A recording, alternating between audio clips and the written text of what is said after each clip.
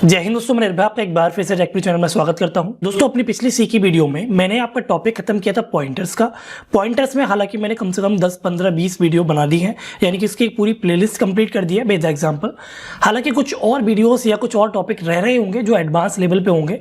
मैंने काफ़ी हद तक बेसिक से एडवांस जाने की कोशिश की है। अगर कुछ भी फिर भी एक टॉपिक रह रहा है, आप मुझे बता सकते हैं, मैं उसको दोबारा से कंटिन्यू कर दूंगा। पर आज की इस वीडियो में मैं पॉइंटर्स को खत्म करके स्ट्रिंग को स्टार्ट कर रहा हूँ। यानी कि आज की इस वीडियो में हम पढ़ेंगे स्ट्रिंग का इंट्रोडक्शन, स्ट्रिंग क्या होता है, स्ट्रिंग किस प्रकार से यूज होता है। आज इस वीडियो को स्टार्ट करने से पहले मैं आपको कहूंगा कि अगर आप इस चैनल पर पहली बार आए तो कृपया इस चैनल को सब्सक्राइब कर दीजिए, क्योंकि मैं समय समय पर आपके लिए ऐसी वीडियोस लाता रहता हूं। तो दोस्तों, मैं ऐसा बर्बाद है कि आप वीडियो को स्टार्ट करते हैं। तो दोस्तों, सबसे पहली बात ये आती है कि आखिर हमारा स्ट्रिंग क्या होता है। देखिए दोस्तों, स्ट्रिंग जो होता है हमारा एक कलेक्शन होता है कैरेक्टर्स का। यानी कि आप एक डेफिनेशन देना चाहते हैं तो आप बोल सकते हैं string is a collection of character that is enclose with in the double quotes. अब ये डबल कोट्स के अंदर आपका एनक्लोज होता है और मल्टीपल कैरेक्टर का एक सीक्वेंस होता है या फिर मल्टीपल कैरेक्टर होता है, वह आपका एक स्ट्रिंग कहलाता है। जैसा कि मेरा नाम है निर्भय, सो NIRBHAY, और इसमें अगर मैं डबल कोट से इसको ओपन और क्लोज कर देता हूं तो ये हमारा आप कहलाएगा स्ट्रिंग। आप यहाँ पर देखेंगे ये स्ट्रिंग जो है हमारा, ये जो निर्भय लिखा हुआ है, ये हमारा कलेक्शन है एक कैरेक्टर का। यानी कि हमारे पास एक कैरेक्टर है N, दूसरा कैरेक्टर है I, तीसरा कैरेक्टर है हमारे पास R। कुछ इस प्रकार से सीक्वेंस है एक कैरेक्टर का, और यही सीक्वेंस कैरेक्टर का डबल कोट्स में एंड में कन्वर्ट होकर और एक स्ट्रिंग को पूरा बना देता है। सो आपको समझ में आया होगा, string is a collection of character which is enclose in the double quotes. Clear है? इसके बाद हम थोड़ा और डिटेल में समझते हैं। दोस्तों, एक बात यहाँ पर ध्यान देने की ये है कि आपके जो डबल कोट्स है ये स्ट्रिंग नहीं कहलाएंगे। डबल कोट्स आपके सिर्फ रिप्रेजेंट करने के काम आते हैं कि हाँ भाई, ये जो हमारे पास लिखा हुआ है ये हमारा स्ट्रिंग है। क्योंकि आप जब बात करते हैं सिंगल कोट्स में लिखे हुए बी की या फिर सिंगल कोट्स में लिखे हुए ए की, तो ये आपका एक स्ट्रिंग नहीं है, ये आपका एक कैरेक्टर है। और आपको कैसे पता चला ये कैरेक्टर है? क्योंकि ये सिंगल कोट्स के अंदर एक कैरेक्टर लिखा हुआ है। सिंगल कोट्स के अंदर एक सिंगल कैरेक्टर लिखा होना आपका एक कैरेक्टर कांस्टेंट है। वहीं अगर यहाँ पर डबल कोट्स के अंदर कुछ लिखा होता है, जैसे कि ए ही लिखा होता है डबल कोट्स के अंदर, तो ये आपका एक सिंगल कैरेक्टर नहीं है, ये आपका एक स्ट्रिंग है। हालांकि कुछ डिफरेंट होता है, ये डबल कोट्स ही सिर्फ एक डिफरेंस नहीं है, और इसके अंदर सिर्फ ये ए ही नहीं है, ए के साथ साथ इसमें एक और कैरेक्टर है जिसको आप बोलते हैं नल कैरेक्टर, जो कि आपका कुछ फॉरवर्ड स्लैश या फिर जो भी बैकवर्ड स्लैश है, इसके साथ 0 लिखा होता है। इसकी एक अस्थायी वैल्यू होती है, जो कि होती है आपकी अस्थायी वैल्यू बोलते हैं आप American standard code for information interchange, जो कि आपकी वैल्यू रिप्रेजेंट करता है 0 की। यानी कि एट द एंड जो आपका स्ट्रिंग होता है वो स्ट्रिंग के एट द एंड में, यानी कि एंड में एक नल कैरेक्टर को भी इंक्लूड करता है। जैसे कि यहाँ पर लिखा होता है NIRBH, अगर मैं एट द लास्ट वाले कैरेक्टर की बात करता हूँ तो वो बनेगा हमारा बाई। तो क्या ये लास्ट कैरेक्टर हमारा बाई होगा? जी नहीं, लास्ट कैरेक्टर यहाँ पर होगा नल कैरेक्टर, वो कुछ इस प्रकार से होगा। ठीक है, यानी कि अगर कुछ भी लिखा हुआ है डबल कोट्स के अंदर लिखा हुआ है ए, तो इसका मतलब है ये रिप्रेजेंट कर रहा है इसके अंदर एक सिंगल कोट्स के अंदर एक ए कैरेक्टर है, साथ में एक सिंगल कोट्स के अंदर आपका एक नल कैरेक्टर है, जो कि आपका रिप्रेजेंट करता है इसका वैल्यू 0 को। आखिर ये नल कैरेक्टर आपको लिखना पड़ता है? जी नहीं, आपको नल कैरेक्टर कहीं भी नहीं लिखना पड़ता है। नल कैरेक्टर ऑटोमेटिक द्वारा, मतलब कि कंपाइलर द्वारा ऑटोमेटिक लिख दिया जाता है। समझाता हूं और कैसे, और समझने की कोशिश कीजिएगा। तो पहले आप एक चीज और समझिए कि अगर आपके पास डबल कोट्स लिखा हुआ और इसमें कुछ भी नहीं लिखा हुआ, यानी कि स्पेस भी नहीं है, और डबल कोट्स ओपन है और डबल कोट्स क्लोज है, सो यहां पर आप कभी भी ये नहीं बोलेंगे कि ये स्ट्रिंग खाली है, इसके अंदर कुछ भी नहीं है। हालांकि अगर जब भी डबल कोट्स के अंदर कुछ भी ना लिखा हुआ हो तो इसका मतलब है इसके अंदर एक कैरेक्टर तो एटलीस्ट है, जिसका नाम है नल कैरेक्टर। तो यानी कि स्ट्रिंग के अंदर कुछ हो ना हो, नल कैरेक्टर जरूर होगा, और अगर स्ट्रिंग में कुछ है तो नल कैरेक्टर हमेशा आपका एंड में लिखा हुआ होगा। अब आपको ये समझ में आ चुका है कि जो आपका स्ट्रिंग होता है वो सीक्वेंस होता है कैरेक्टर का। तो एक बात आपको यहाँ समझनी होगी कि सी के अंदर कोई भी एक पर्टिकुलर डाटा टाइप नहीं है एक स्ट्रिंग को डिनोट करने का। जैसे कि अगर आपने जावा पढ़ी होगी तो आपको पता होगा, उधर आपको लिखना होता है स्ट्रिंग, और आप कुछ भी एक नाम दे सकते हैं एक वेरिएबल का। सपोज इसे आपने दिया नेम, और इसके अंदर आप कुछ भी इनिशियलाइज कर सकते हैं, जैसे कि ये निर्भय।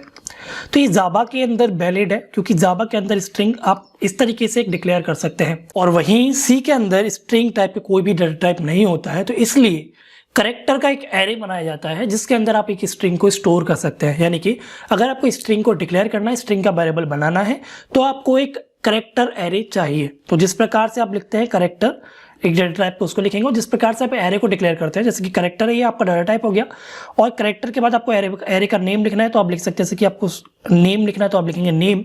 और क्योंकि आपको यहाँ पर एक एरे बनाना पड़ेगा करेक्टर का, तो आपको यहाँ पर ये सबस्क्रिप्ट नोटेशन आप इसे बोलते हैं। तो सबस्क्रिप्ट नोटेशन के अंदर आप इसका साइज दे सकते हैं एरे का, यानी कि कितने करेक्टर आप होल्ड कराना चाहते हैं।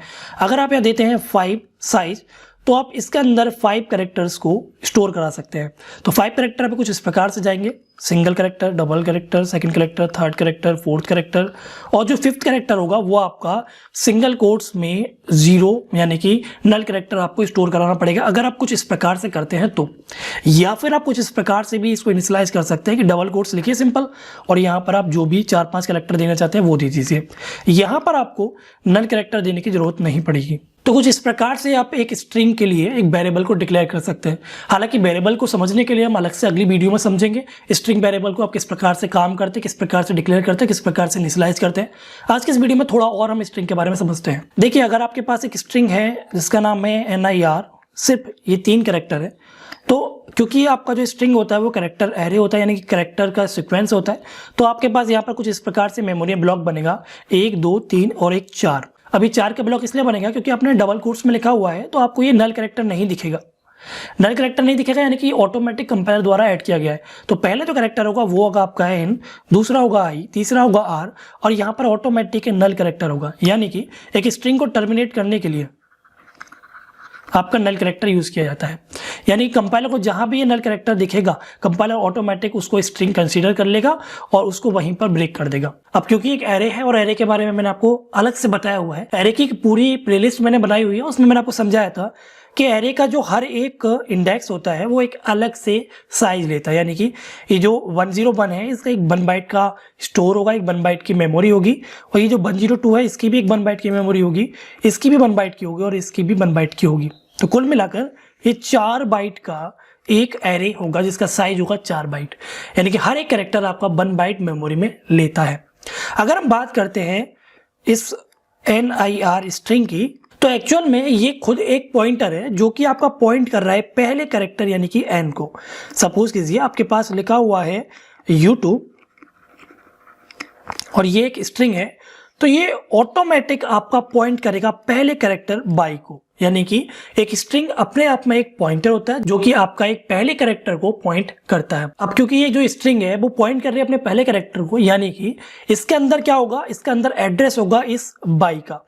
और जब भी हमें एड्रेस को होल्ड कराना होता है तो हम क्या यूज करते हैं, हम यूज करते हैं पॉइंटर को। यानी कि अगर हमें एक पूरी स्ट्रिंग को पॉइंटर की मदद से इटरेट कराना है, यूज करना है, तो हम कर सकते हैं, क्योंकि हमारा यहाँ पर काम एक्चुअल में एड्रेस पर ही हो रहा है। तो अगर हम इसको यूज करना चाहते हैं तो हम एक कैरेक्टर टाइप का पॉइंटर बनाएंगे, सपोज ये PC, और इसके अंदर हम स्टोर कर सकते हैं इस कोई भी एक स्ट्रिंग को, निर्भय को, यूट्यूब का कोई भी एक स्ट्रिंग को, क्योंकि ये जो निर्भय है, ये जो स्ट्रिंग है, ये आपका पहला कैरेक्टर N को पॉइंट करेगी, यानी कि उसके एक एड्रेस को पॉइंट करेगी, और वो एड्रेस जो है एक कैरेक्टर टाइप का पॉइंटर अपने अंदर होल्ड कर सकता है। और इस पॉइंटर को हम बाद में इंक्रीमेंट करके, यानी कि PC++ करके हर एक स्पेस को, जैसे कि सपोज कीजिए आपके पास ये लिखा हुआ है निर्भय, सो NIR और D ... तो पहला कैरेक्टर तो आपने इस PC की मदद से पॉइंट कर लिया N। जब आप PC++ करेंगे तो ये अगला कैरेक्टर I पॉइंट होगा, फिर जब ये PC++ होगा तो अगला कैरेक्टर R पॉइंट होगा। ऐसे ही चलता रहेगा और कब तक हम चलाएंगे, जब तक हम इसे नल कैरेक्टर को ढूंढ ना ले। एक चीज और आप यहाँ समझिए कि अगर आपके पास एक जैसी स्ट्रिंग है तो इसका मतलब ये नहीं है कि वो मेमोरी में भी एक ही जगह होंगी। अगर आपके पास मल्टीपल टाइम कोई एक स्ट्रिंग डिक्लेयर्ड है, सपोज कीजिए आपके पास लिखा हुआ है NIRBHA बाई एक जगह, दूसरी जगह फिर से ये लिखा हुआ है NIRBHA बाई, तीसरी जगह भी ये लिखा हुआ है, तो इसका मतलब ये नहीं कि इनकी मेमोरी एक है, इन तीनों की मेमोरी अलग होगी, यानी कि इनके तीनों का एड्रेस अलग हो सकता है, कुछ भी एड्रेस हो सकता है, तो इन तीनों का एड्रेस अलग होगा। ऐसा नहीं है कि स्ट्रिंग एक है तो इनके लोकेशन जो होगी वो एक होगी। अगर इसी प्रकार से अगर आप 2 स्ट्रिंग को कंपेयर करते हैं, सपोज कीजिए यहाँ पर स्ट्रिंग है आपका हेलो, और इक्वलिटी ऑपरेटर की मदद से आप हेलो को हेलो से कंपेयर करेंगे तो ये ट्रू नहीं होगा, ये फॉल्स होगा, क्योंकि एक्चुअल में क्या हो रहा है कि यहाँ पर हम एड्रेस को कंपेयर कर रहे हैं, और इसका एड्रेस हो सकता है कुछ भी हो और इसका एड्रेस हो सकता है कुछ और हो, तो इसलिए ये कंपेयर नहीं होंगे, यानी कि ये फॉल्स रिटर्न करेंगे और ये आपको 0 रिटर्न कर देंगे। ठीक है। और एक बात और कि अगर हम बात कर रहे हैं कि कैरेक्टर हमने डिक्लेयर किया, सपोज इसे हमने लिख दिया यहाँ पर नेम नाम का एक कैरेक्टर, और इसके अंदर हमने कुछ और कर दिया डिक्लेयर, इसकी कौशिक कर दिया डिक्लेयर। तो ऐसे में जो आपका स्ट्रिंग कांस्टेंट है इसकी कोई एक मेमोरी नहीं होगी। हालांकि मैंने बोला कि हर एक स्ट्रिंग जो है, स्ट्रिंग कांस्टेंट जो उसकी एक मेमोरी होती है, पर यहाँ पर कौशिक की मेमोरी नहीं होगी क्योंकि आपने यहाँ पर इनिशियलाइज किया हुआ है। जब भी आप इस प्रकार से इनिशियलाइज कर रहे होंगे तो किसी मेमोरी में स्टोर नहीं होगा, बल्कि जो नेम नाम का एरे है इसके अंदर ये आपका एक एक कैरेक्टर जाएगा, और जो नेम है इसका कोई एक एड्रेस होगा, यानी कि इसकी कोई एक मेमोरी होगी। तो दोस्तों आज की इस वीडियो में सिर्फ इतना ही। आशा करता हूं आपको वीडियो पसंद आई होगी। मैंने थोड़ा डिटेल में जाने की कोशिश की है, कहीं कोई प्रॉब्लम हुई है तो आप मुझे बता सकते हैं, कहीं मैंने कुछ गलत बता दिया फ्लो में, आप मुझे वह भी बता सकते हैं, कुछ मिस हो गया है पार्ट जो मैंने आपको नहीं बताया, मुझे बताना चाहिए था, आप मुझे बता सकते हैं, समझ में नहीं आया तो वह भी मुझे बता सकते हैं। वीडियो पसंद आई तो कृपया इस वीडियो को लाइक कर दीजिएगा। चैनल पर नए आए तो वीडियो देख के मत निकल जाइएगा, चैनल को जरूर सब्सक्राइब कीजिएगा क्योंकि मैं समय समय पर आपके लिए ऐसे ही वीडियोस लाता रहता हूँ। तो दोस्तों वीडियो देखने के लिए धन्यवाद।